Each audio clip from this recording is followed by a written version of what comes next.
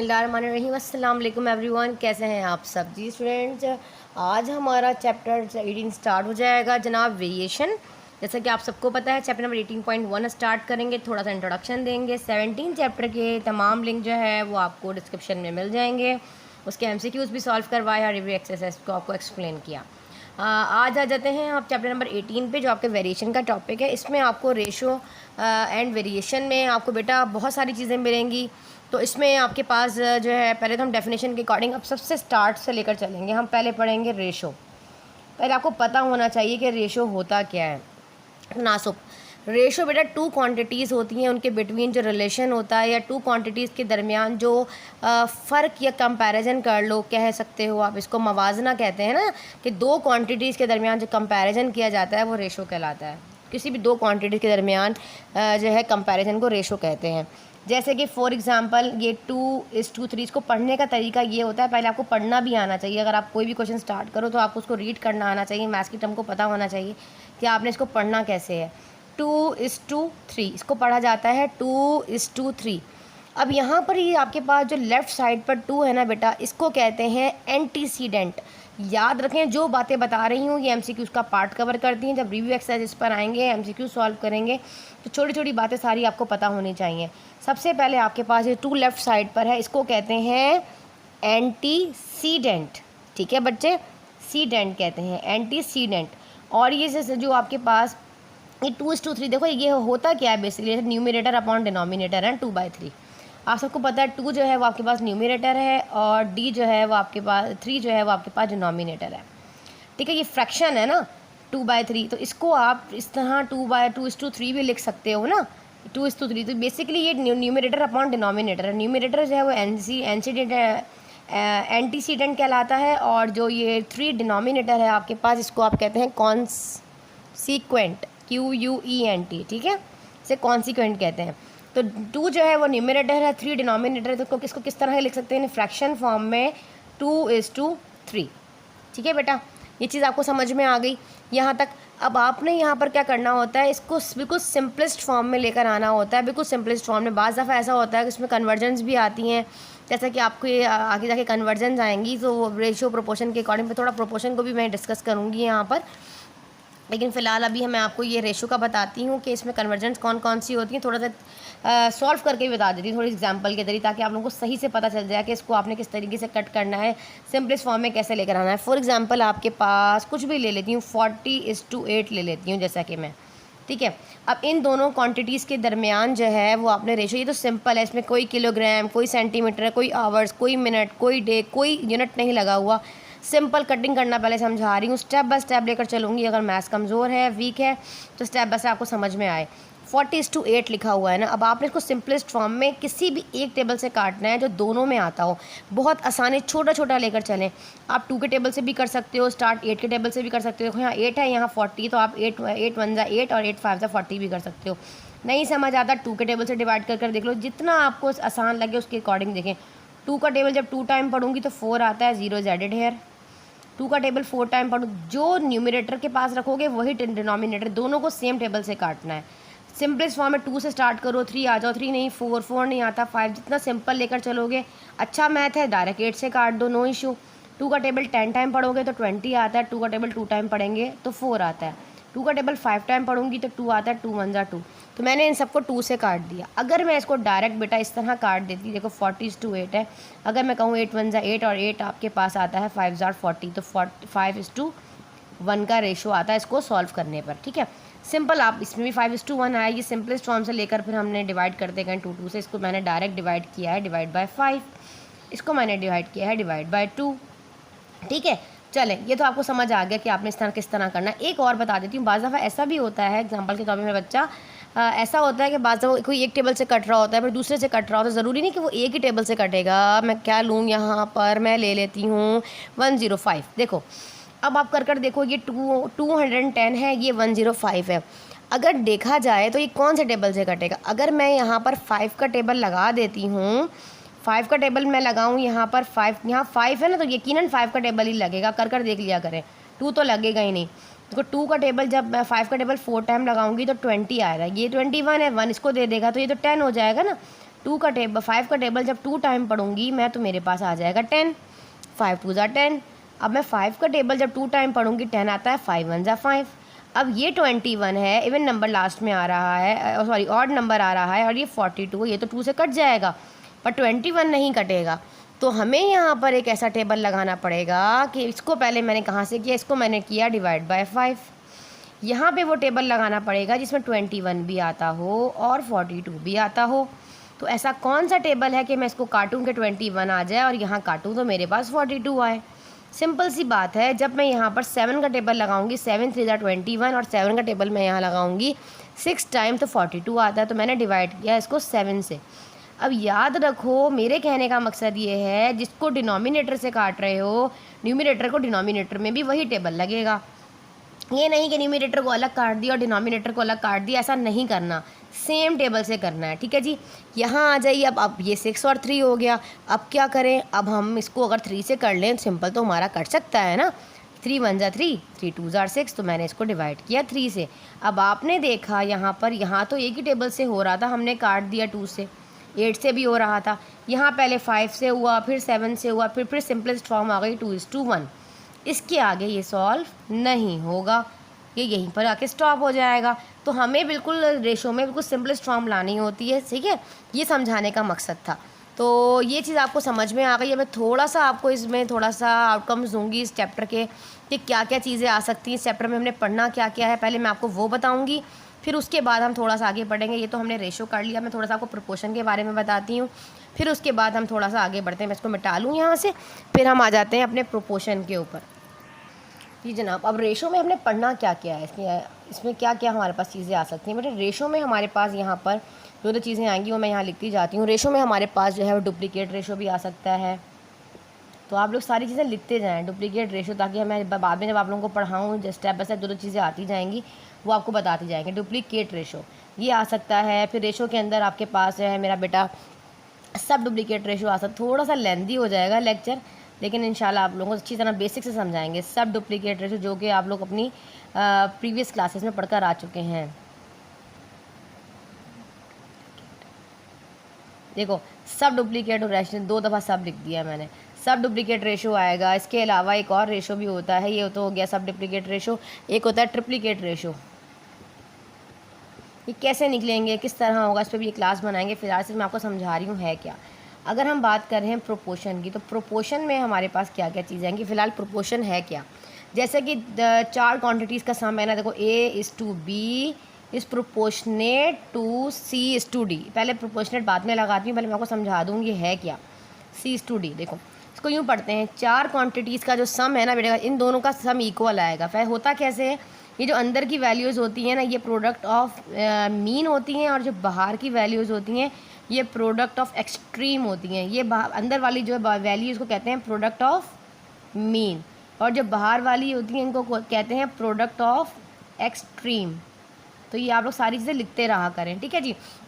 अब यहाँ पर क्या है, मैं आपको कर भी दिखा देती हूँ कि इन दोनों का सम इक्वल कैसे आता है। अगर हम कहें व्हेन 2 रेशोज़ आर इक्वल, अगर हम कहें कि 2 रेशोज़ कब इक्वल होंगे, जब A:B and C:D are equal, या कह दो the 4 quantities A, B, C, D are said to be in proportion. The quantities A, B, C, D are called proportionals. मतलब 2 क्वांटिटीज़ है ना, व्हेन 2 क्वांटिटीज़ या when 2 ratios A, B and C,D are equal, the 4 quantities A, B, C, D are said to be in proportion। कैसे, नहीं समझ आया, कर दिखाते हैं। जैसे कि ये A है, ये B और ये C है, इनकी कुछ भी एग्जांपल्स में ले लो। जैसे कि A 3 है और B 9 है, और प्रोपोर्शनेट में करते कैसे हैं, जब आप इसको सॉल्व करते हो तो इसको कहते हैं प्रोपोर्शनेट टू C:D। तो C की वैल्यू कुछ भी रख लो, 9:27। देखो ऐसे। अब मैंने कैसे पढ़ना है इसको, A:B इज़ प्रोपोर्शनेट टू 9:27, ऐसे रीड किया जाता है इसको। अब मैंने आपको कहा कि प्रोडक्ट ऑफ मीन ये है और प्रोडक्ट ऑफ एक्सट्रीम 3:27 है, ठीक है। तो 3:27 प्रोडक्ट ऑफ एक्सट्रीम, तो यहाँ पे लगा इज इक्वल्स टू 9:9। 9 को 9 से मल्टीप्लाई करोगे तो 81 आएगा, और 27 को 3 टाइम मल्टीप्लाई करोगे तब भी 81 आएगा आपके पास। तो आपने देखा प्रोडक्ट ऑफ मीन और प्रोडक्ट ऑफ एक्सट्रीम जो है वो इक्वल है, ठीक है। तो इनकी जो क्वांटिटीज़ हैं, जो A, B, C, D जो है, ये अपने आपस में जो है प्रोपोर्शनल है, ठीक है जी। इस तरह अब इसमें हमारे पास जो इसके अलावा हम इसमें डायरेक्ट वेरिएशंस भी पढ़ेंगे, इनवर्स वेरिएशन भी पढ़ेंगे, किस तरीके से आएगा वो बात की कहानी है। लोग तो यहाँ लिखते जाएं हमने इसमें पढ़ना क्या क्या है। इसमें हमारे पास हमारे पूरे चैप्टर में डायरेक्ट वेरिएशन आएगा, या इनडायरेक्ट वेरिएशन साथ लिख देती हूँ, डायरेक्ट एंड इनवर्स वेरिएशन, ये हमने पढ़ना है इस टॉपिक में। इसके अलावा इस वाले चैप्टर में हमारे पास प्रॉपर्टीज़ भी आएंगी, उसको मैं कैसे भूल गई। प्रॉपर्टीज़ होती हैं हमारे पास, प्रॉपर्टीज़ ऑफ प्रोपोर्शन, या आप इसको जो है वो थ्योरम्स भी कह सकते हो, अप्लाई थ्योरम्स होते हैं ना प्रोपोर्शन। तो आपके पास जो है ये प्रॉपर्टीज़ में कौन कौन सी प्रॉपर्टीज़ होती है, एक होती है इनवर्टेंडो, क्या होती है, एक होती है इनवर्टेंडो, सेकंड वाले में आपके पास होती है ऑल्टरनेंडो। ये सारी चीज़ें लिखते जाएं, जब आगे आती जाएंगी तो फिर मैं दोबारा इंट्रोडक्शन नहीं दूंगी, इंट्रोडक्शन यही दे रही हूँ सारा। इन्वर्टेंडो, ऑल्टरनेंडो, एक होती है कॉम्पोनेंडो, NENDO, कॉम्पोनेंडो, ठीक है। एक होती है डिवाइडेंडो, DIVIDENDO, डिवाइडेंडो, और एक होती है कॉम्पोनेंडो एंड डिवाइडेंडो। ये भी एक प्रॉपर्टी होती है जिसमें दोनों आ जाते हैं, एक होता है कॉम्पोनेंडो और एक होती है डिवाइडेंडो। थोड़े से नाम अजीब अजीब से हैं, डो, लेकिन बस खैर है, ठीक है जी। ये हमने इसमें बेसिकली पढ़ना है। अब थोड़ा सा मैं आपको यूनिट कन्वर्जन समझाऊंगी और फिर आ जाते हैं अपने एक्सरसाइज के ऊपर, ताकि आप लोगों को पता हो यूनिट कन्वर्जन है क्या चीज़, किस तरीके से यूनिट को सेंटीमीटर में लाना है, आवर्स क्या है, डिक्रीजिंग ऑर्डर क्या होता है, इंक्रीजिंग ऑर्डर क्या होता है, ये सारी चीज़ें आएंगी मेरा बेटा। तो फिर होगा, जल्दी से इसको नोट कर लें। थोड़ी देर के लिए वीडियो को स्टॉप करती हूँ ताकि इजीली आप यहाँ से इसका स्क्रीनशॉट ले लें। फिलहाल पेंसिल कॉपी आप लोग साथ साथ रखा करें और साथ साथ उतारा करें, ठीक है जी। ये आपको समझ आ गया। अब यूनिट्स में मैं आप लोगों को थोड़ा सा बता देती हूँ कि सेंटीमीटर, मिलीमीटर, ये माइल, ये सारी चीज़ें हैं क्या। देखो मेरा बेटा, याद रखो, जब भी आप किसी भी छोटे यूनिट से बड़े यूनिट की तरफ जाते हो, या देखो यहाँ लार्जेस्ट यूनिट, जब भी आप किसी लार्जेस्ट यूनिट पर समझाने लगी हूँ पहले थोड़ा सा, जब भी किसी लार्जेस्ट यूनिट से स्मॉलेस्ट यूनिट की तरफ आते हो, क्या आते हो, जब भी किसी लार्जेस्ट यूनिट से स्मॉलेस्ट यूनिट की तरफ आपने आना है, तो ये जो ट्रिक बताने जा रही हूँ ना, इंशाल्लाह भूल जाओगे जी। सेंटीमीटर को मीटर में करेंगे तो हम किस तरह करेंगे, किलोमीटर को अगर मीटर में करेंगे 1000 से क्यों मल्टीप्लाई करते हैं, 1 सेंटीमीटर जो है वो 100 मिलीमीटर के क्यों बराबर होता है, 1 मीटर जो है वो 100 सेंटीमीटर के क्यों इक्वल। भाई हमें तो ही समझ नहीं आ रहा, मीटर सेंटीमीटर हम क्या करें, हम तो फंस गए मीटर सेंटीमीटर की कहानी में। तो सिंपल सी बात है। देखो ये लार्जेस्ट यूनिट है, ये स्मॉलेस्ट यूनिट है। बड़े से छोटे की तरफ जब भी जाना है तो आपने मल्टीप्लाई करना है। याद रखो, डिस्क्रीज हो रहा है, डिस्क्रीजिंग ऑर्डर है, ठीक है, सॉरी डिसेंडिंग है ना, डिसेंडिंग, बड़े से छोटे की तरफ डिसेंडिंग है, डिस्क्रीजिंग है। अगर आप किसी भी छोटे से, ये स्मॉल है और एरो का निशान मैं इस तरफ बना रही हूँ, अगर आप स्मॉलेस्ट यूनिट से लार्जेस्ट यूनिट की तरफ जाते हो तो आपने डिवाइड करना है। अब मैं आपको बताऊंगी डिवाइड किस चीज़ से करना है, वो बात की कहानी है। तो ये आपके पास असेंडिंग ऑर्डर भी हो रहा है, ये आपके पास डिक्रीजिंग ऑर्डर है, ये असेंडिंग भी है और इंक्रीजिंग भी। मैं लिख देती हूँ ये सारी चीज़ें जो मैं आपको बोल रही हूँ। ये मैंने आपको कहा, जब आप किसी भी स्मॉलेस्ट यूनिट से लार्जेस्ट यूनिट की तरफ जाते हो तो असेंडिंग है और मतलब इंक्रीज़ हो रहा है ना, इंक्रीजिंग हो जाएगा, इंक्रीजिंग ऑर्डर है। और अगर आप लार्जेस्ट यूनिट से स्मॉलेस्ट यूनिट की तरफ जा रहे हो बच्चे, तो आपके पास हो रहा है डिस्क्रीज़, डिसेंडिंग भी कर लो या डिस्क्रीजिंग भी लिख देती हूँ, और जो बोला है डिसेंडिंग भी लिख देती हूँ, नो इशू, डिसेंडिंग, ठीक है जी। क्या बताया मैंने, कहा कि लार्जेस्ट यूनिट से स्मॉलेस्ट यूनिट की तरफ जा रहे हो तो मल्टीप्लाई करना है, बस इतना दिमाग में रखो। स्मॉल से लार्ज की तरफ आना है तो डिवाइड करना है। अब आ जाते हैं थोड़े यूनिट्स की तरफ। फॉर एग्जांपल अगर मैं डे की बात कर रही हूँ, ये डे है, डे से हम आवर में आ रहे हैं, आवर से हम मिनट में आ रहे हैं, या हम मिनट से सेकंड में आ रहे हैं। देखो अगर आप डे से आवर में आओगे तो आपने मल्टीप्लाई करना है, ये तो पता है आपको, लेकिन आपने मल्टीप्लाई करना है 24 से। जब आप आवर से डे की तरफ जा रहे हो तो आपको डिवाइड करना है 24 से, सिंपल। अगर आप आवर से सेकंड पर आ रहे हो या आवर से मिनट पर आ रहे हो, देखो अगर हम आवर से मिनट पर आएंगे तो मल्टीप्लाई करेंगे 60 से। मिनट से आवर की तरफ आ रहे हो, मिनट छोटा यूनिट है, आवर बड़ा यूनिट है, तो डिवाइड करोगे 24 से। मिनट से सेकंड में आओगे तो आप मल्टीप्लाई करोगे 60 से, लेकिन सेकंड से मिनट में आओगे तो डिवाइड करोगे, यहाँ गलती हो गई 60 से, और सेकंड से मिनट की तरफ जाओगे तो डिवाइड करोगे 60 से। ये चीज़ आप लोगों को समझ में आ गई अच्छे तरीके से। इसी तरीके से आपके पास जो है वो जो यूनिट कन्वर्जन्स में किलो होता है, हेक्टा होता है, पहले आप लोगों ने ये चीज़ समझनी है ये चीज़ें हैं क्या। एक होता है यूनिट किलो, फिर होता है हेक्टा। इन सब का काम हेक्टा वगैरह का काम नहीं है, लेकिन समझना ज़रूरी है कि बीच में इतने सारे जीरो क्यों आते हैं। ये है किलो, किलो के बाद है हेक्टा, हेक्टा के बाद आपके पास आता है डेका। क्या आता है? डेका। याद रखिएगा, डेका के बाद होता है मेन यूनिट। तो थोड़ा सा बड़ा बनाऊंगी इसको, यूनिट ऐसे, ठीक है। यूनिट के बाद आपके पास होता है डेसी, डेसी के बाद होता है सेंटी, और सेंटी के बाद होता है मिली। ये चीज़ अपने दिमाग में चार्ट बना लो, kilo, hecto, deca, unit, deci, centi, milli. इसके बाद इंशाल्लाह ज़बरजल नहीं बोलोगे। मैंने आपको बोला जब आप किलो, किलो एक बड़ा यूनिट है, उससे छोटा हेक्टा, हेक्टा से छोटा डेका, डेका से छोटा यूनिट, फिर डेसी, फिर सेंटी, सबसे छोटा मिली। अब आपने इस किलो से अगर आपने इस हेक्टा में आना है, या आपने किसी भी यूनिट में जाना है ना, आपने यहाँ से, तो आपने अगर किसी यहाँ से अगर आप इस तरफ आ रहे हो तो आपने मल्टीप्लाई करना है, छोटे यूनिट से बड़े यूनिट की तरफ जा रहे हो तो आपने डिवाइड करना है। अब आप कहोगे मिस इनके दरमियान तो 60 और 24 का कोई ना कोई चक्कर था, पर इसमें क्या चक्कर है? इसमें जो भी चक्कर है वो सिर्फ 10 का है। अगर आप किलो से हेक्टा में आते हो तो आपने मल्टीप्लाई किया 10 से। हेक्टा से डायरेक्ट यूनिट में आते हो तो कितने डैश आ रहे हैं?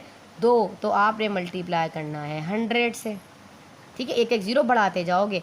अगर यूनिट से डेसी में आ रहे हो तो आपने मल्टीप्लाई किया 10 से, 1 डैश है। यूनिट से मिली में आ रहे हो तो 1 2 3 आ रहा है, तो आपने 3 ज़ीरो लगाना है और मल्टीप्लाई करना है 1000 से। ऐसे होता है। अब सिंपल हमारे पास कहानी यहाँ पर क्या होती है बेटा, सिर्फ़ और सिर्फ, अब मैं सारी चीज़ें ये मिटा देती हूँ ताकि आप लोग कंफ्यूज ना हो, और जो समझाना चाह रही हूँ उसके ऊपर आते हैं कि आपके सिलेबस में चीज़ें क्या क्या हैं। ज़्यादा से ज़्यादा आपके सिलेबस में मेरा बच्चा जो चीज़ें होंगी ना वो होती है किलो, यूनिट और ये सेंटी।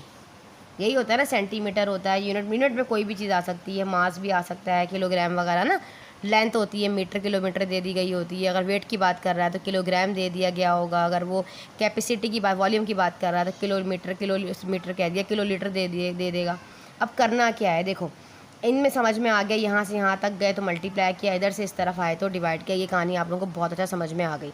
अब थोड़े से यूनिट की बात कर लेते हैं। यहाँ पर अगर मैं लेंथ की बात कर रही हूँ तो मेरे पास या तो मीटर होगा, ठीक है ना, किलोमीटर, मेन चीज़ मीटर किलोमीटर है ना, तो अब मेरे पास ये मेन चीज़ मीटर है। यहाँ पे आ जाओ, अब इसको किलो की बात हो रही है तो किलोमीटर हो जाएगा, यहाँ हो जाएगा हेक्टामीटर, ठीक है, ऐसे लगा दो बड़ा, यहाँ हो जाएगा डेकामीटर, ये हो गया मीटर, ये हो गया डेसीमीटर, ये हो गया सेंटीमीटर, और ये हो गया मिलीमीटर। अब बेसिकली कहानी सेंटीमीटर की होती है, मीटर की होती है और किलोमीटर की होती है, ठीक है। अगर वो आपको कहे किलोमीटर से मीटर में जाना है तो आपने देखा कितने डैश हैं आपके पास, किलोमीटर से मीटर में जा रहे हो तो 1 2 3, कितने डैश हैं आपके पास? 3 है ना, तो आप मल्टीप्लाई करोगे 1000 से। अगर वो कह रहा है मीटर से सेंटीमीटर में आओ तो ये मीटर है, 2 डैश आ रहे हैं तो आपने 100 से मल्टीप्लाई करना है। अगर वो कह दे कि सेंटीमीटर से यूनिट में जाओगे तो डिवाइड करोगे 100 से। कह रहा है यूनिट से, मतलब जो भी यूनिट है, मीटर दिया गया तो मीटर से किलोमीटर में आ रहे हो तो डिवाइड करोगे 1000 से। समझ में आया? कितने डैश है उसमें 110 बढ़ाते चले जाओगे। अब ये वाली कहानी तो थी मीटर की। अगर यहाँ पर लीटर होता तो ये वाला बन जाता किलो लीटर, और ये वाला बन जाता इधर वाला सेंटीलीटर। सेंटीलीटर तो होता ही नहीं है ना, इतना मिलता ही नहीं, ज़्यादा से ज़्यादा लीटर देता है, ज़्यादा से ज़्यादा, इससे ज़्यादा कहानी है ना, इतनी बड़ी नहीं देता वो लोग, ठीक है ना। लीटर हो जाता, सॉरी, लीटर सेंटीलीटर में करके दिखाती हूँ आपको। देखो ये वाला किलो है ना, किलो लीटर, ये हो जाता किलो लीटर, ये हो जाता हेक्टा लीटर, ये डेका है तो ये हो जाता डेका लीटर, ये यूनिट लीटर, ठीक है। लीटर के बाद ये वाला हो जाता है डेसी लीटर, ये सेंटी है तो ये हो जाता है सेंटीलीटर, और ये हो जाता है मिलीलीटर। समझ में आया? ऐसे। अब ये चीज़ अगर ग्राम में होगी तो ये होगा किलोग्राम, ये होगा हेक्टाग्राम, ये वाला हो जाएगा डेकाग्राम। सब चीज़ें नोट कर लो, आगे जाके सब काम आएंगी। डेकाग्राम ये लीटर है तो ये हो जाएगा ग्राम, ये हो जाएगा डेकाग्राम, ये वाला हो जाएगा सेंटीग्राम, ये हो जाएगा मिलीग्राम। ठीक है, अब मैं कह रही हूँ किलोग्राम से मेरा बेटा ग्राम में आओ। यहाँ लगा दिया सब में डैश डैश डैश डैश, जल्दी जल्दी लगा दो, वीडियो लेंथी हो गई है। एक्सरसाइज कब करेंगे, 20 मिनट हो गए। किलोमीटर से हमने ग्राम में आना है, किलोग्राम से ग्राम में आना है। ये बड़ा यूनिट है, ये छोटा यूनिट है, 1 2 3। तो हमने क्या करना है, डिवाइड करना है मेरा बच्चा, किससे, 1000 से। अगर ग्राम से सेंटीग्राम में आना है तो क्या करना है, डिवाइड करना है 100 से, क्योंकि 2 डैश हैं। अगर वो कहे कि ग्राम से डेकाग्राम में आ जाओ तो मल्टीप्लाई करोगे 10 से। ग्राम से मिलीग्राम में आओगे, 3 है तो मल्टीप्लाई करोगे 1000 से, क्योंकि 1000 में 3 0 होते हैं। समझ में आया। लीटर से किलो सेंटीलीटर में आना है तो मल्टीप्लाई करोगे 100 से, 1 2। समझ में आ गया ये चीज़। किलो लीटर से लीटर में आना है। सारी चीज़ें ये आप कहेंगे बस खिचड़ी बना दी है, लेकिन समझाने की पूरी कोशिश की है आप लोगों को मेरा बेटा। किसी भी बड़े यूनिट से छोटे यूनिट की तरफ आओगे तो क्या करना है, मल्टीप्लाई करना है, और अगर छोटे यूनिट से बड़े यूनिट की तरफ जाओगे तो डिवाइड करना है। अब ये सारी चीज़ें समझ में आ गई हैं बहुत अच्छे तरीके से। तो मैं यहाँ थोड़े से यूनिट यहाँ लिख देती हूँ ताकि आप लोगों को यहाँ पर क्लियर हो जाए। सारे यूनिट आप एक तरफ थोड़े से बराबर में लिख लें, तब स्टार्ट करने लगेंगे। देखो हमें पता है कि 1 मिनट जो है ना मेरा बेटा, वो बराबर होता है 60 सेकेंड के। समझ में आया। 1 मिनट बराबर है 60 सेकेंड के। ठीक है, फिर आगे आ जाओ 1 आवर। अगर 1 घंटा किसके बराबर होता है, 1 घंटा हमेशा बराबर होता है 60 मिनट के। आप सबको पता है 1 आवर में 60 मिनट्स होते हैं। ठीक है, एक दिन किसके बराबर होता है, जो एक दिन है ना वो बराबर होता है 24 आवर्स की। यहाँ तक समझ आ गया। एक दिन जो है वो 24 घंटे के बराबर है। और 7 दिन बराबर किसके होंगे, 7 दिन बराबर होते हैं 1 वीक के। आप सबको पता है। फिर कितने वीक्स होते हैं, ये सारी चीज़ें कहानी आगे की है। अब आ जाता है माइल। 1 माइल जिसमें आपका काम आएगा आपके चैप्टर में, 1 माइल बराबर होता है 1.6 किलोमीटर के। ये चीज़ आपने याद करनी है। ठीक है जी। अब आ जाता है 1 किलोमीटर। 1 किलोमीटर किस चीज़ के बराबर होता है, 1 किलोमीटर 1000 मिलीमीटर के बराबर होता है, 1000 मीटर के बराबर होता है। ठीक है जी। अब आपको भी किलोमीटर मीटर हमें याद करना मुश्किल, अभी जो ट्रिक बताइए कर कर देख लेना। 1 किलोमीटर 1000 मीटर के बराबर होता है। 1 सेंटीमीटर जो है वो 10 मिलीमीटर के बराबर होता है। ठीक है जी। और इसी तरीके से 1 मीटर जो है वो होता है 100 सेंटीमीटर के इक्वल। ठीक है जी। ये चीज़ें आप लोग याद कर लें इंशाल्लाह, तो आप कभी भी नहीं भूलेंगे, आप लोगों को बहुत अच्छा समझ में आएगा। अब हम जल्दी जल्दी अपने क्वेश्चन को उतारते हैं और टाइम वेस्ट नहीं करते। अभी आप लोगों को समझाना शुरू करते हैं। आपकी वीडियो लेंथी हो जाती है बेटा। देखो इंट्रोडक्शन देने से आप लोगों के बहुत कॉन्सेप्ट क्लियर होते हैं, इसलिए देना ज़रूरी होता है। Find the ratio of the following. हमें रेशो फाइंड करना है। क्वेश्चन नंबर 1 पर आ रहे हैं। अब 70 kg है और 28 kg है। दोनों kg में यूनिट देखा, कोई इशू नहीं है। अगर एक जैसे हैं तो हमें कोई चेंजिंग नहीं करनी है, हमें चेंजेस नहीं आएंगी। सॉल्यूशन स्टार्ट करेंगे। ये 70 है और ये आपके पास जो है इनके दरमियान रेशो फाइंड करना है और कह रहा है 28 kg। तो 28 kg लगा दिया हमने। ठीक है जी। आगे kg से kg यूनिट कट जाता है, फिलहाल आगे आंसर में kg यूनिट नहीं लगाओगे। अब यहाँ पर 70 है और यहाँ पर 28 है। ठीक है जी। अब हमने काटना किस चीज़ से है, यहाँ पे आपके पास ऐसा टेबल लगाओ कि ये कट जाए। 2 के टेबल से लगा कर देख लो। 2 का टेबल अगर मैं 3 टाइम लगाती हूँ तो 6 आता है। 1 कैरी दूंगी तो 2 5 ज़ा 10 हो जाएगा। ठीक है। यहाँ 2 1 ज़ा 2, 2 4 ज़ा 8 हो जाएगा। तो यहाँ पे मैंने किससे डिवाइड किया, डिवाइडेड बाय 2 किया। ठीक है जी। अब ये 14 है और ये 35 है। अगर मैं यहाँ पर 7 का टेबल लगाती हूँ, 7 का टेबल 2 टाइम लगाऊँ तो 14 आता है और 7 का टेबल 5 टाइम लगाऊँ तो 35 आता है। तो ये हो जाएगा 5:2। तो ये हो जाएगा डिवाइडेड बाय 7। तो ये आपका आंसर है। सिर्फ आपने इसको आंसर कंसीडर करना, और ये आपको समझाने के लिए। सेकंड वाला कर लेते हैं। 60 सेंटीमीटर और 1 मीटर। आपने देखा ये यूनिट सेंटीमीटर में है, ये यूनिट मीटर में है, तो हमें क्या करना पड़ेगा, छोटे इसको भी सेंटीमीटर में लाना पड़ेगा। हमें पता है कि 1 मीटर बराबर होता है 100 सेंटीमीटर के। तो हम क्या करेंगे, इस 1 मीटर वाले को 100 से जब मल्टीप्लाई कर देंगे सेंटीमीटर, तो ये मेरे पास 100 सेंटीमीटर हो जाएगा। ठीक है, यहाँ रेशो लगाना है और ये हो जाएगा 60 सेंटीमीटर। तो हम क्या करेंगे, अब ये 60 सेंटीमीटर और इस 100 सेंटीमीटर के दरमियान रेशो लेंगे। तो मैं 2 के टेबल से ले लेती हूँ। ये सेंटीमीटर सेंटीमीटर कट जाता है, मतलब यूनिट मत लिखा करें बाद में। यहाँ तक जब इक्वल आ जाता है ना, यूनिट पर यूनिट नहीं सेम यूनिट हो जाएगा, तो फिर आपने नहीं लिखना, सिर्फ आपने इसके रेशोज़ लिखने हैं। यहाँ 60 है और यहाँ आपके पास 100 है। अब कौन सा टेबल लगाऊं, देखा जाए डायरेक्ट भी कर सकते हो, डायरेक्ट 5 से भी कर सकते हो, जैसे आप लोगों को समझ में आता है। 2 से करना है 2 से कर लो। 2 3 ज़ा 6, 0 लगा दिया। 2 5 ज़ा 10, 0 लगा दिया। अब ये 50 है और ये 30 है। अगर मैं 5 का टेबल 6 टाइम पढ़ूँ तो 30 आता है, 5 का टेबल 10 टाइम पढ़ूँ तो 50 आता है। सही है ना। ये वाला डिवाइड हुआ, डिवाइड बाय 2 यहाँ लिख दो, डिवाइडेड बाय 2 ये मैंने किया, डिवाइड बाय 5 सिर्फ आप लोगों के लिए लिख रही, वहाँ मत लिख दीजिएगा, ये एग्ज़ाम में सिर्फ समझाने के लिए कर रही हूँ। 2 का टेबल 3 टाइम पढ़ूंगी तो 6 आएगा, 2 का टेबल 5 टाइम पढ़ूंगी तो 10 आएगा। तो ये हो गया दोबारा डिवाइड बाय 2, मतलब डिनोमिनेटर न्यूमिनेटर, मतलब आपका जो आपके पास जो क्वांटिटीज़ हैं जो आपके पास दी गई हैं रेशोज़ में, इंसिडेंट और कॉन्सिक्वेंट, उन दोनों को बिल्कुल सेम आपने एक ही टेबल से कैंसिल करना है। उम्मीद है समझ आ रहा होगा। तो इसका आंसर आपका 3:5 आया है, नोट कर लीजिए। अब नेक्स्ट आ जाता है 40 सेकेंड एंड 35 मिनट्स। हम सबको पता है ये मिनट है, मिनट को सेकंड में करने के लिए हम सब जानते हैं कि 1 मिनट बराबर होता है 60 सेकंड के। देखो 1 मिनट बराबर है 60 सेकंड के, तो मैंने आपको पहले समझाया। तो हमने क्या करना है, इस मिनट को सेकंड में पहले चेंज करना है। सॉल्यूशन की डाली हेडिंग, 40 अपनी जगह पे रहा, 40 सेकंड, पहले इस वाले को सेकंड में चेंज करेंगे। तो ये हमारे पास 3 मिनट्स दिया गया है, उसको मल्टीप्लाई किससे करना है, 60 सेकंड से, ताकि ये हमारे पास पूरा सेकंड में चेंज हो जाए। 3 का टेबल 3 टाइम पढ़ूंगी तो 18 आता है, 0 इज़ एडिड है। याद रखें छोटी छोटी कैलकुलेशन हाथ से किया करें ताकि आपका मैथ्स अच्छा हो जाए। तो ये आपके पास 180 है और ये 40 है, 0 से 0 डायरेक्ट काट दो। अब ये 4 है और ये 18 है, 4:18। अब ऐसा टेबल पढ़ो कि ये कट जाए। अगर मैं यहाँ पे 2 का टेबल पढ़ती हूँ, 2 टाइम तो 4 आता है, 2 का टेबल 9 टाइम पढ़ूँ तो 18 आता है। अब इसके आगे मज़ीद सॉल्व नहीं होगा, क्योंकि कोई ऐसा टेबल नहीं है जो 2 और 9 को प्रॉपर तरीके से एक ही टेबल से डिवाइड कर दे, काट दे। ठीक है, तो 2:9 हमारा यहाँ पर आंसर है, यहाँ 3:5 आंसर है, यहाँ 5:2 आंसर।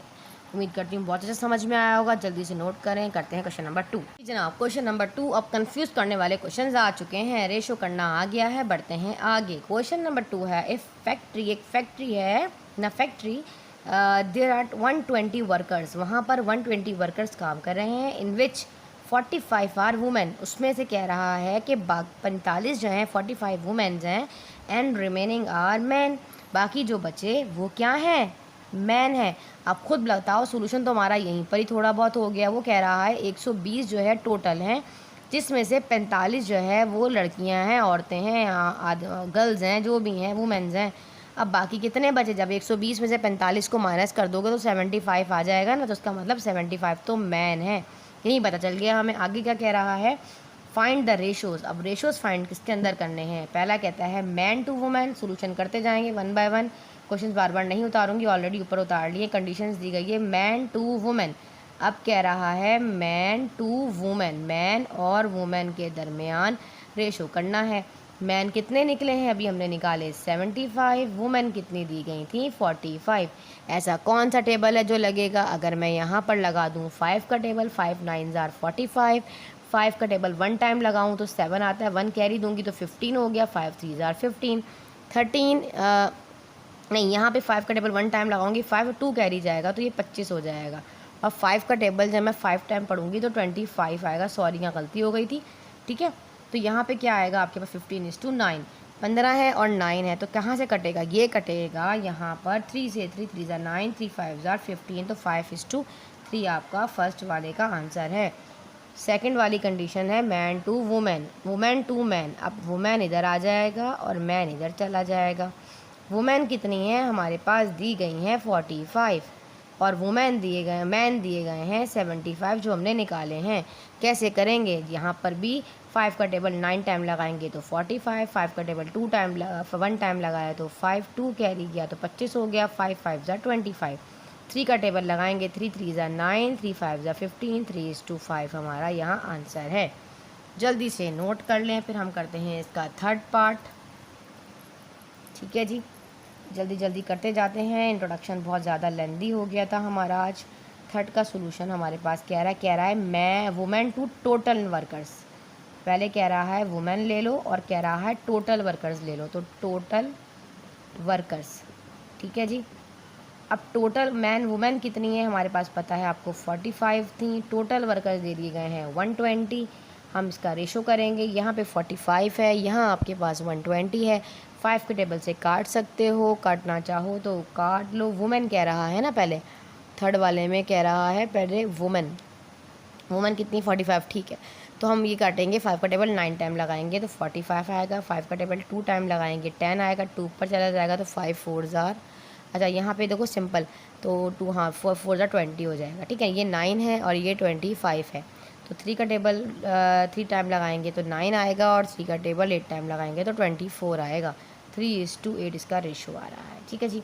अब 4 वाले में क्या कह रहा है, मैन कह रहा है और टोटल वर्कर्स कह रहा है, तो मैं इसको कर दूंगी मैन में आ जाएगा 75 और टोटल वर्कर्स वैसे ही रहेंगे। अब ये 4 का सोल्यूशन है। मैन कितने कहे हैं, मैन है हमारे पास 75, टोटल वर्कर्स 120। अब काटो, 5 का टेबल 1 टाइम पढ़ूँ तो 5 आता है, 2 ऊपर जाएगा तो 25 हो जाएगा। 5 का टेबल 5 टाइम पढ़ूंगी तो 25, 5 का टेबल 2 टाइम पढ़ूंगी तो 20, 2 ऊपर आएगा तो ये तो हो जाएगा 20। तो यहाँ पर तो सेम एज इट इज़ वही रेशो आ रहे हैं जो कि वुमेन और उसमें आए थे, सेम टोटल यहाँ वाले तो वहीं आएंगे ना। 5 का टेबल 3 टाइम पढ़ूंगी तो 15, लेकिन 5 के टेबल में तो 25 4 आता ही नहीं है। अब क्या करेंगे, अब ऐसा टेबल लेंगे जिसमें दोनों आते हों।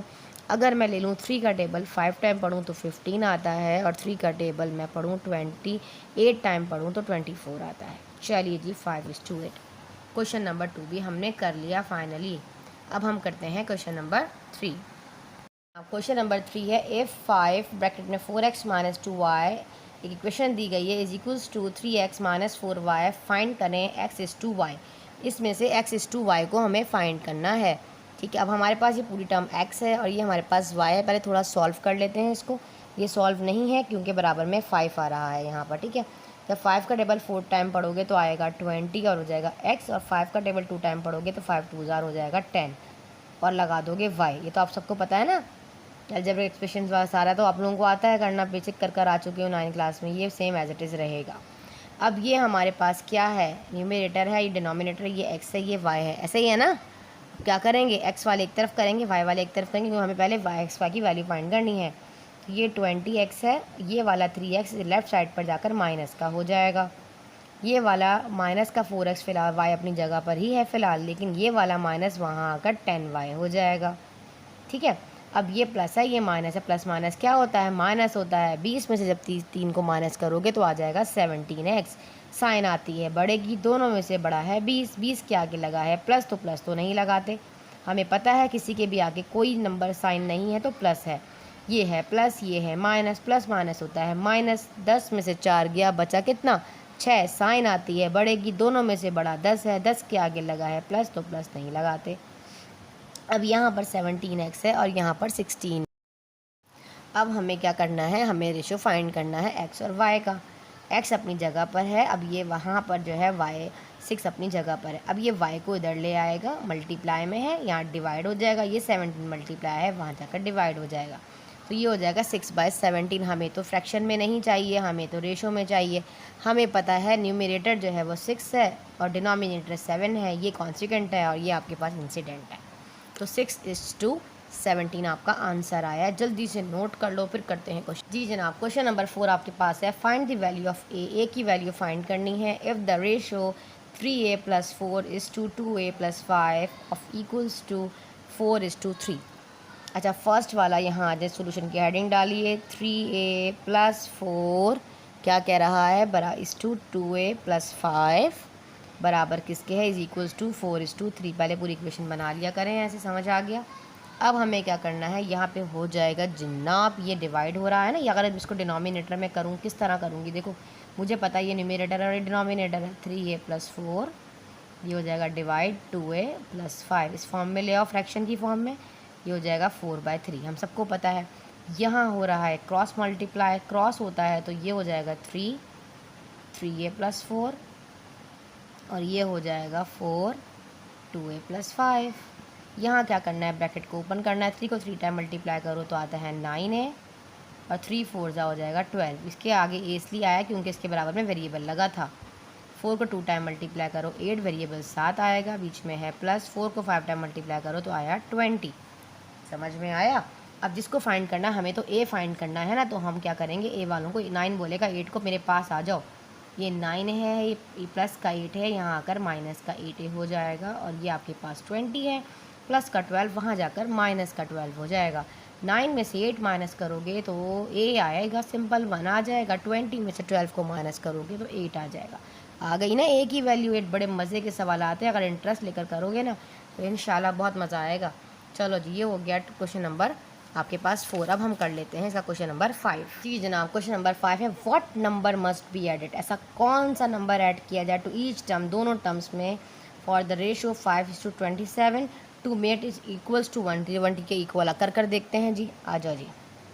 बहुत आसान सवाल है। देखो हमारे पास ये है हमें इन दोनों में कौन सा नंबर, हमें नंबर नहीं पता, जो अननोन है, जिसको लेट कर लेते हैं, फ़र्ज़ कर लेते हैं वो नंबर आपके पास x है, तो ये 5 + x भी हो जाएगा, न्यूमरेटर के साथ भी करोगे और डिनोमिनेटर मतलब कॉन्सिक्वेंट के साथ भी करोगे तो 27 + x, दोनों के साथ वो नंबर हमें लगाना है, इज़ इक्वल्स टू क्या कह रहा है 1:3। ठीक है, अब ये नंबर हमें फाइंड करना है, ये x है क्या, कौन सा नंबर है जिसके इक्वल आ जा। कर देखते हैं। ये 5x है और ये 27, सेम एज इट इज़ उसी तरीके से करेंगे, न्यूमरेटर अपॉन डिनोमिनेटर की तरह। तो कैसे करेंगे इसको, मैं 5 + x कर दूँगी, ये डिनोमिनेटर में आ जाएगा 27 + x हो जाएगा, और ये आपके पास हो जाएगा 1/3। यहाँ होगा cross multiply, same as it is. अब यहाँ हम करते हैं क्रॉस मल्टीप्लाई, जब 3 5 से मल्टीप्लाई होगा तो ये हो जाएगा 3 5 + x इज़ इक्वल्स टू 1, जब इसके साथ मल्टीप्लाई होगा 27 + x, ऐसे ही आ जाएगा। ये कर भी देख लो, 1 सेम एज इट इज़ वही रहेगा ना। 3 को 5 से मल्टीप्लाई किया 15, 3 को x से मल्टीप्लाई किया तो 3x, 1 को 27 से किया 27 ही रहा, 1 को x से किया तो x ही रहा, सेम एज इट इज़ वही टर्म आ गई। अब x वाले कहेंगे एक तरफ आ जाते हैं, ये है 3x, ये वाला x यहाँ आकर माइनस का x लेफ्ट साइड पे, 27 अपनी जगह पे मौजूद है, 15 27 के पास आके माइनस का होगा क्योंकि प्लस का था। 3 में से 1 माइनस किया तो बचा 2x, ये 27 है, 27 में से 15 माइनस किया तो आएगा 12। अब जिसको फाइंड करना होता है वो कहता है मुझे अकेला छोड़ दो, x में जो कोफिशिएंट लगा है 2 मल्टीप्लाई में है, 12 के नीचे जाकर डिवाइड में होगा, 2 1 = 2, 2 6 = 12, तो x की वैल्यू आ जाएगी जनाब 6। जल्दी से कर लें नोट डाउन, फिर करते हैं क्वेश्चन नंबर 6। बेटा हमारे पास हमारा क्वेश्चन नंबर 6 है, इफ़ a/b = 7:8। अब हमारे पास ये दो रेशियोज़ में दिया गया ना, जैसे आपको पता है न्यूमरेटर 5 है, डिनोमिनेटर 8 है। Find the value of 3a + 4b = 5a + 7b। इतनी चीज़ न्यूमरेटर है a है, इतनी चीज़ आपके पास डिनोमिनेटर है जो कि b है, आप सबको पता है। जैसा कि आपको पता है जब आप अलजबरा कर रहे होते ना, अलजेब्रिक एक्सप्रेशन में जब हमने सीखा था कि कोई भी एक्सप्रेशन दे दिया जाता था इस तरीके से और वैल्यू दे दी जाती थी, इफ़ a = 1 या b = 2, तो x को फाइंड करें तो हम a की जगह a डाल देते थे और b की जगह b पुट कर देते थे। सेम वैसे ही प्रोसीजर इसके अंदर भी होगा, बहुत आसान है। आप यहाँ देखें, आपने यहाँ पे स्टार्ट करना है पहले डिवाइडिंग, देखो ऐसे डिवाइडिंग बाय b को हम जो है न्यूमरेटर और डिनोमिनेटर दोनों से डिवाइड करेंगे। तो मेरा बच्चा आप यहाँ लिखो न्यूमरेटर एंड डिनोमिनेटर,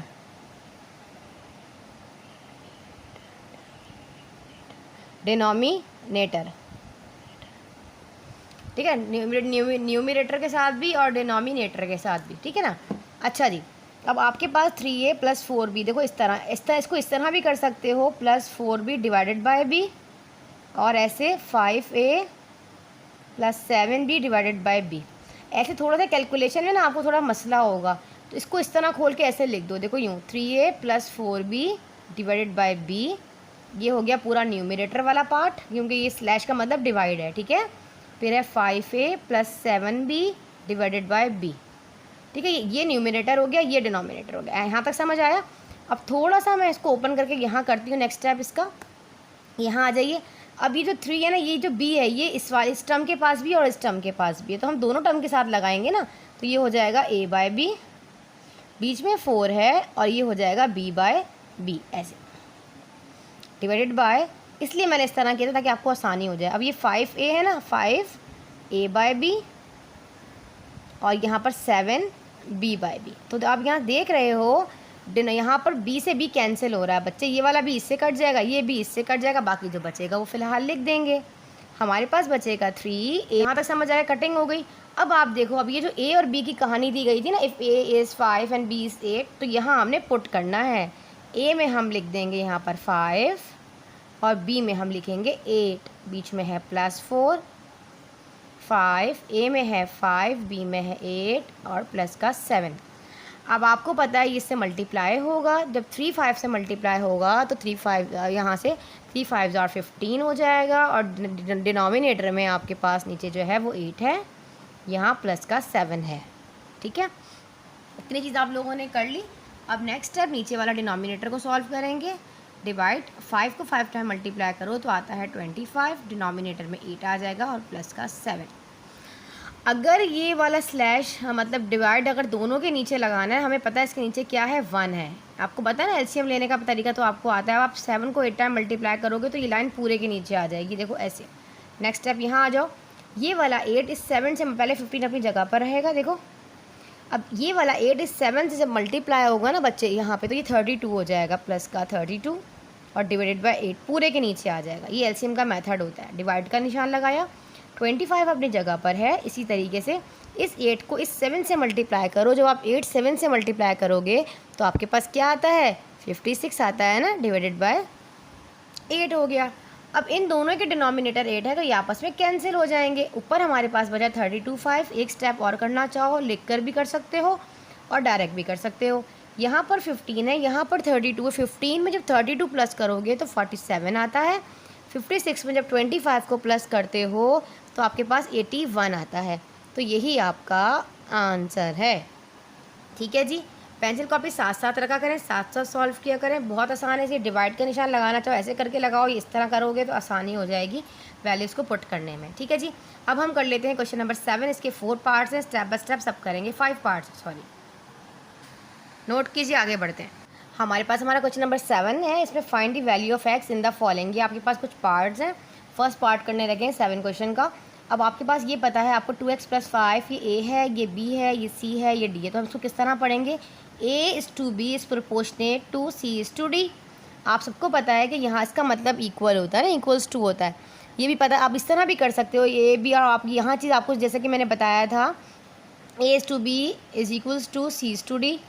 आप सबको पता है यहाँ पर ये आपके पास जो यहाँ से प्रोपोर्शन लगा लो, चलो ऐसे, अगर a d के बराबर है तो b c के बराबर होता है। डायरेक्ट भी कर सकते हो। पहले वाले जितने क्वेश्चंस मैंने आपको करवाए वो मैंने डायरेक्ट बेस पे करवा दिए, क्रॉस मल्टीप्लाई करके, डिवाइड करके। देखो ये न्यूमरेटर है, ये डिनोमिनेटर है, 2x + 5, ऐसे करके भी आप डायरेक्ट करोगे ना तब भी आपका आंसर ऐसे ही आएगा। और इसको भी इस तरह डायरेक्ट कर लो, कोई इशू नहीं है, तब भी आपका आंसर, फिर आप क्रॉस मल्टीप्लाई करके अपनी इक्वेशन बना सकते हो, नो इशू। ठीक है, क्योंकि इसी की फॉर्म ये, इसको इस तरह भी कर सकते हो और फ्रैक्शन को जो है वो आप इस तरह रेशियो में भी लिख सकते हो, नो इशू। डायरेक्ट कर लो तो आ जाएगा, लेकिन स्टेप बाय स्टेप अगर समझा दूंगी तो कोई इशू बच्चों को नहीं होगा। ये ए है, ये बी, ये प्रोडक्ट ऑफ मीन होता है और ये प्रोडक्ट ऑफ एक्सट्रीम होता है। इसीलिए देखो ना, यहाँ आपको जब आप 2x + 5 को डायरेक्ट डिवाइड करोगे 7 से, डायरेक्ट आंसर आ जाएगा। वैसे करोगे पहले डिनोमिनेटर में बनाओगे और फिर लगाओगे तो थोड़ा मुश्किल हो जाएगा आपको। आपकी मर्ज़ी, जिस तरह आप करना चाहते हो मेरा बच्चा, आप वैसे कर लो, कोई मसला नहीं है। तो प्रोडक्ट ऑफ मीन जो है वो आपके पास ये है, प्रोडक्ट ऑफ एक्सट्रीम आपके पास ये है ना, आपको पता है ना, ये ए है, ये बी है, ये सी है और ये डी है। तो ए बराबर किसके होगा आपके पास, डी के। यहाँ पर देखो यूँ, ए बराबर हो जाएगा डी के और बी बराबर हो जाएगा आपके पास सी के। इस तरह बी इज़ टू सी और ए इज़ टू डी, इस तरह समझ में आया।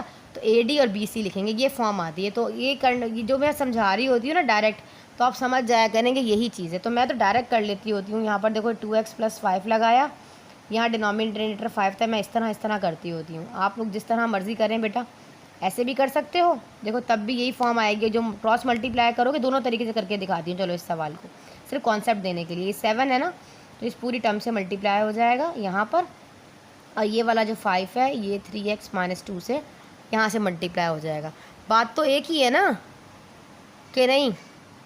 बात तो एक ही है, 7 2x + 5, ये 5 3x - 2, एक ही बात है।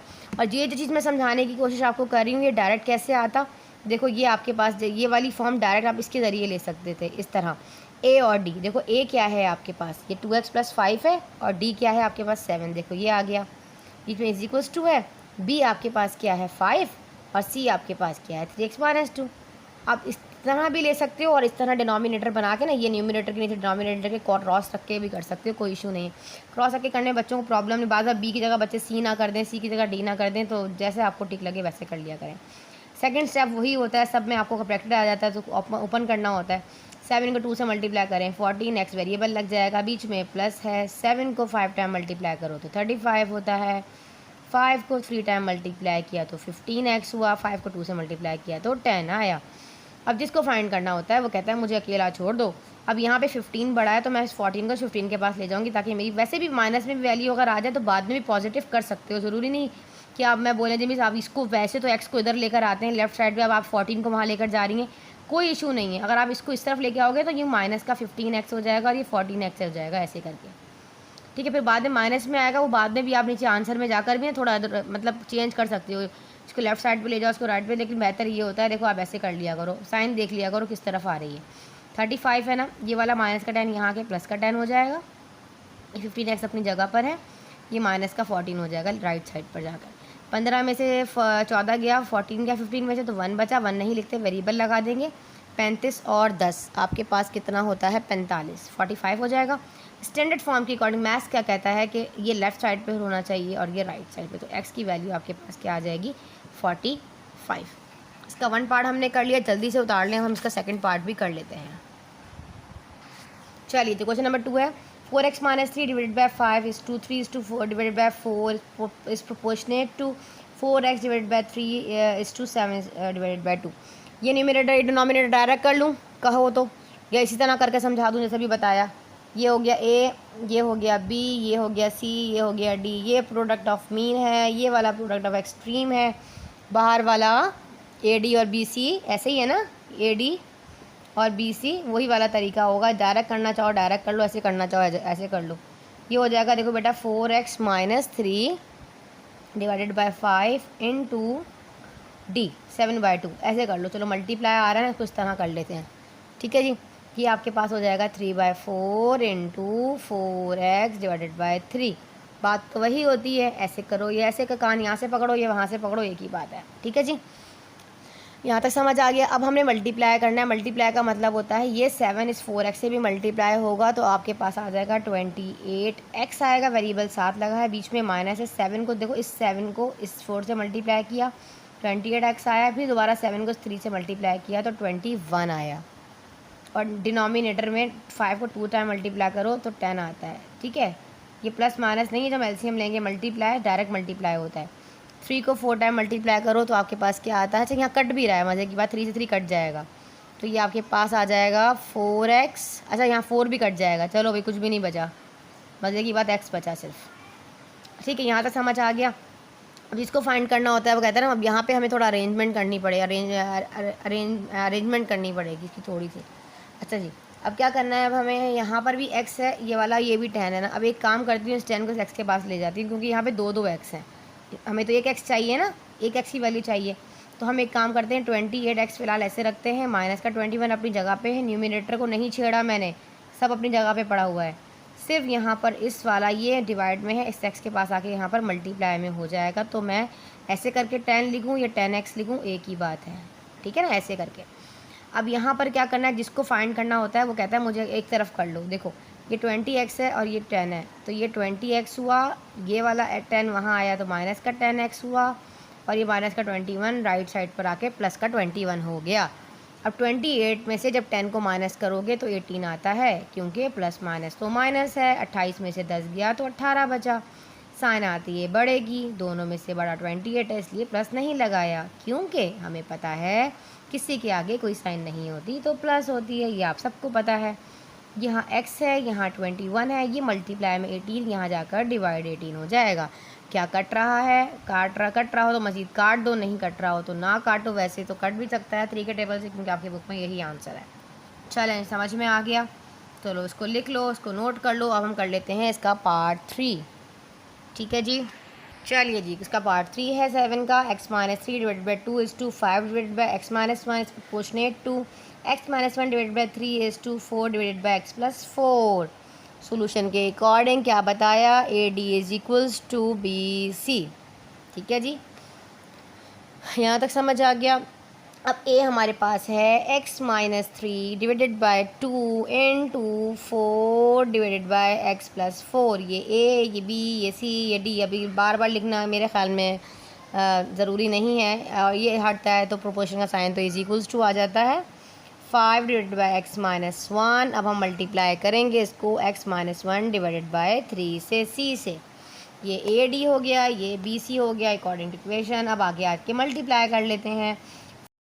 चलें, नेक्स्ट स्टेप है मल्टीप्लाई हो रहा है, मल्टीप्लाई करते हैं। 4 को x से करेंगे तो 4x हो जाएगा, 4 को 3 टाइम मल्टीप्लाई करेंगे तो 12 आएगा। इसी तरीके से इस x को 2 से करेंगे तो 2x आएगा, 4 को 2 से मल्टीप्लाई करेंगे तो 8 आएगा।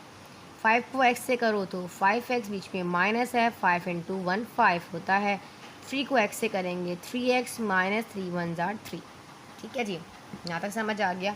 अब हमें करना है क्रॉस मल्टीप्लाई।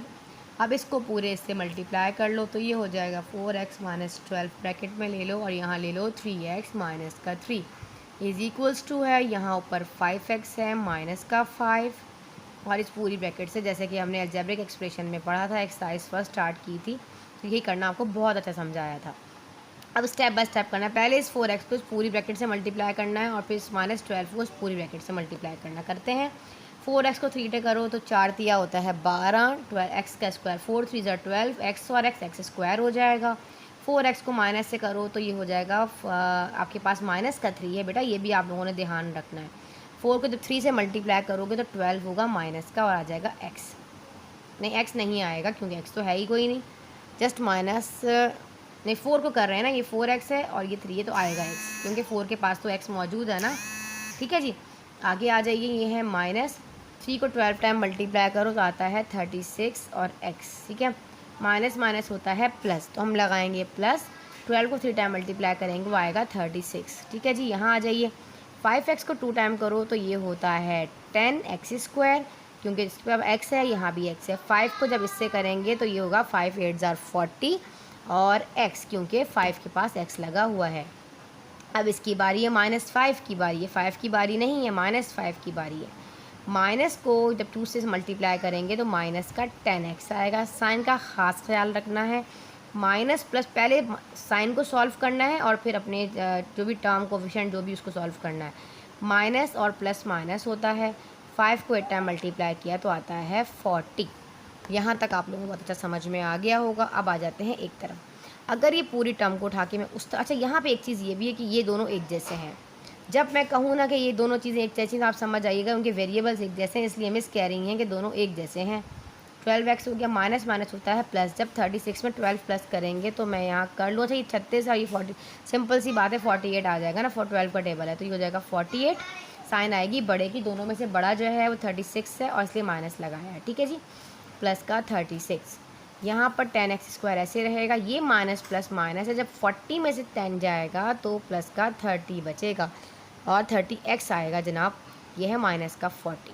हमें तो x फाइंड आउट करना है, तो हमें क्या करना पड़ेगा, इस पूरी टर्म्स को, जितने भी टर्म्स हैं, इसको इस तरफ लेफ़्ट साइड पे लेके जाना पड़ेगा।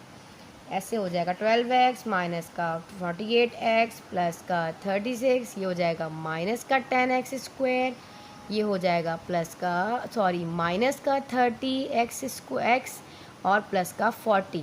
ये प्लस क्यों हुआ, क्योंकि ये माइनस था, लेफ़्ट में आके पॉजिटिव हो गया। अगर अब मैं यहाँ अरेंज कर लूँ, डायरेक्ट भी कर सकती हूँ कि ये 12x से और इतना सॉल्व कर लूँ, लेकिन आप लोगों को नहीं समझ आएगा। यहाँ आ गया, ये आ जाएगा इसके बराबर में, तो माइनस का 10x स्क्वायर, ये है माइनस का 48x बच्चे, ये है माइनस का 30x, ये वाला आपके पास है प्लस का 36 और ये है प्लस का 40।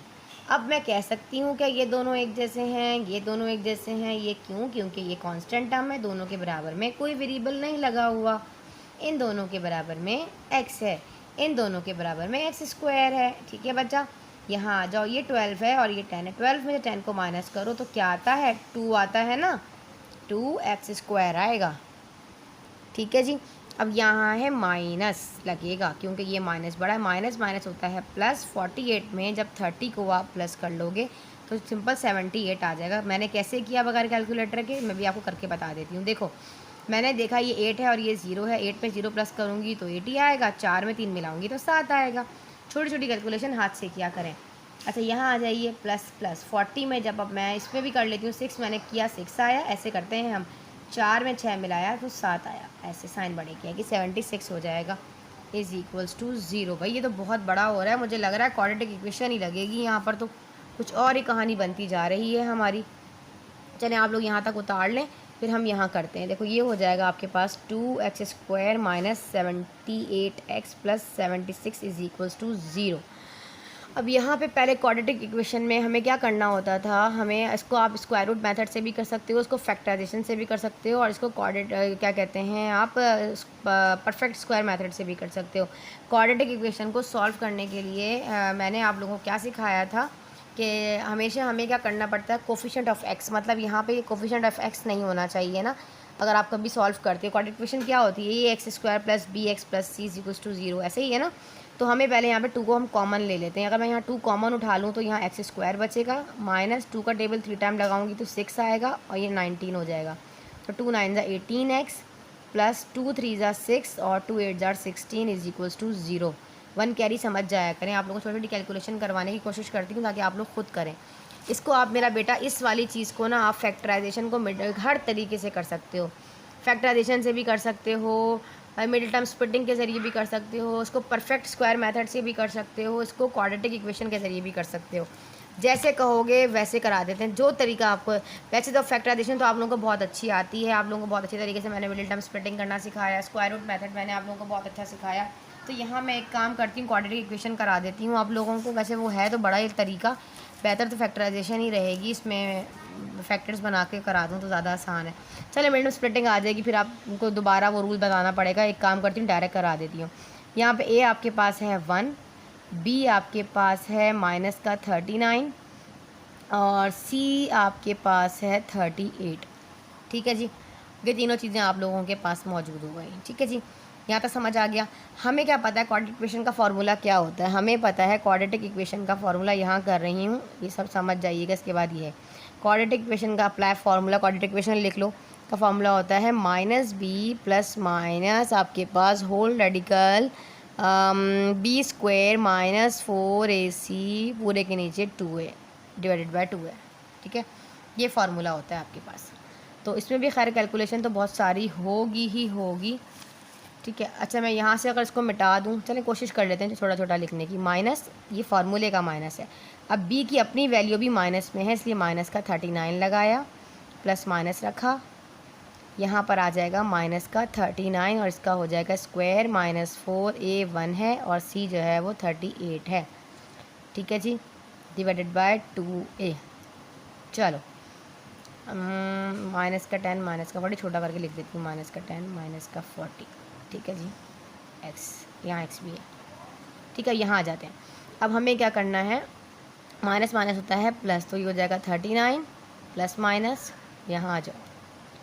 ये परेशान मत होइएगा, ये मैंने छोटा करके लिखा है 10x है, यह माइनस का 40 जगह नहीं थी ना मेरे पास बोर्ड पर। ठीक है, चलें यहाँ पे आपके पास है पहले प्लस माइनस। अब 39 का स्क्वायर ले लो, तो 39 का स्क्वायर मैं ले लेती हूँ कैलकुलेटर से, 1 मिनट। 1521। अब इसको 4 टाइम 1 टाइम मल्टीप्लाई करूँगी 1 ही आएगा और आगे 38 है, 38 से मल्टीप्लाई करो, 38 को 4 से मल्टीप्लाई करो, 38 को 4 से मल्टीप्लाई किया, 4 दूनी 8 डायरेक्ट गया, 3 3 4 5 6 7 72 152 डायरेक्ट आ गया। ठीक है जी, 2 × 1 2 होता है। अब 1521 में से 152 को माइनस कर दो, 1521 में से हम माइनस करेंगे 152 को। 1 मिनट, कहाँ गया, 1 मिनट। चलो ये हो गया 39, पहले इसको सॉल्व कर ही लूँ थोड़ा सा, 1 मिनट। 1369 डिवाइडेड बाय 2, इसका रूट ले लो तो आता है 37 plus minus 39 is equals to x, पूरी टर्म ले लो 2। अब यहाँ पे क्या कहानी है कि ये वाला 39 प्लस 37 2 भी है और माइनस भी है। ठीक है, तो ये आप लोगों ने कर लिया है इतना हिस्सा। देखें थोड़े स्टॉप करती हूँ, आप यहाँ से इसका स्क्रीनशॉट ले लें। फिलहाल पेंसिल कॉपी रखा करें साथ साथ, ताकि मैं इसको यहाँ से मिटाऊँ और यहाँ बता देती हूँ आपको इसका नेक्स्ट स्टेप। ठीक है बेटा, यहाँ जगह नहीं मिटाना पड़ेगा, मजबूरी है। ठीक है जी, चलें थोड़ा सा मिटा देते हैं यहाँ से। देखो भाई, अब ये वाला स्टेप मैं दोबारा यहाँ ले आती हूँ। देखो x is equals to 39 plus minus 37 divided by 2। इसका ये मतलब है कि ये जो x है ना, ये 39 इज प्लस 37 डिवाइडेड बाई 2 भी है, और x is equals to 39 minus 37 divided by 2 भी है। एक दफ़ा प्लस है और एक दफ़ा माइनस है। जब 39 में आप 37 को प्लस करोगे ना, ये 39 है और 37, तो आप प्लस करोगे तो आपके पास आ जाएगा 76 डिवाइडेड बाई 2 ऐसे। तो 2 1 ज़ा 2, 2 3 ज़ा 6 और 2 8 ज़ा 16। कितना लेंदी हो गया भाई ये सवाल। 38 आ रहा है। और इस तरफ क्या आ रहा है, 39 में से जब 37 को माइनस कर देंगे तो बचेगा 2 डिवाइडेड बाई 2 और 1 आ रहा है। तो ये आपकी मर्ज़ी होती है, आप इस तरह करना चाहें ऐसे कर लें, ये वाला फॉर्मूला लगा लें, नहीं तो आप यहाँ पे फैक्टराइजेशन भी कर सकते थे, जैसा आपको ठीक लगता है वैसे कर लेते। ठीक है जी।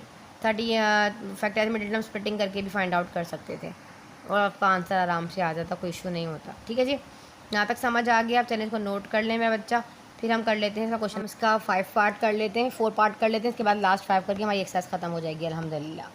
चलिए जी, x square minus a b plus b square is to x proportionate to x cube a cube plus b cube divide by a minus b is to a plus b whole square. बहुत आसान सवाल है भाई, मुश्किल कुछ भी नहीं है। ये डिवाइड में ले आओ, देखो ऐसे फार्मूला ओपन होगा, बस फार्मूला का गेम है। देखो डिवाइडेड बाई एक्स, ठीक है, इस टू ये हो जाएगा ए क्यूब प्लस का बी क्यूब। ठीक है जी, भाई पूरा डिवाइड में भी ए माइनस बी, मैं दिखाती हूँ ऐसे करके, देखो ऐसे क्यूब